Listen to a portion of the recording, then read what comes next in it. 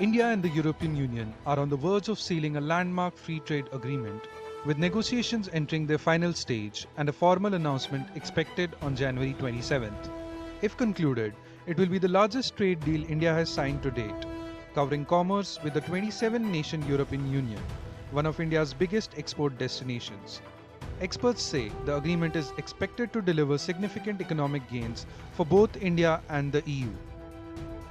I think that India EU FTA is just not a trade negotiation.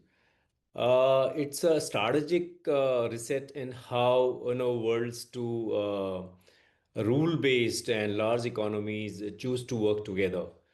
For India, it's a entry into a global value chain in very advanced economy, and for EU, it's entry into a market which has a scale, which has stability. India EU FTA, especially for India, is extremely critical and very important, as India is going to enter into around 22 trillion dollar economy with the 27 nations.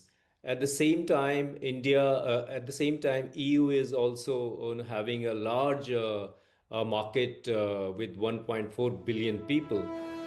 According to exporters, the agreement is set to boost key sectors including textile and apparel, pharmaceuticals, chemicals, engineering goods, gems and jewelry, leather, petroleum products, and iron and steel.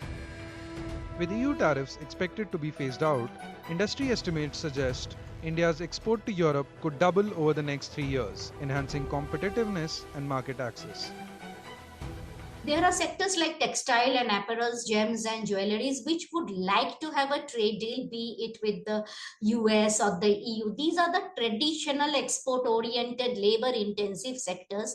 And these sectors are suffering a lot because of the problems in the US. So, the sectors that will be really gaining are the labor intensive export oriented sectors like textile and apparels, gems and jewelries, leather and leather products. Of course, we would like to have more market access in pharmaceuticals, in electronics. That depends upon the depth of the deal. In many cases, we can become a manufacturing hub for the European Union companies which are trying to de-risk from China, and that is a big thing that we need to also think through. Commerce and Industry Minister Piyush Goyal has described the India-EU FTA as the mother of all deals, calling it a win-win for both sides.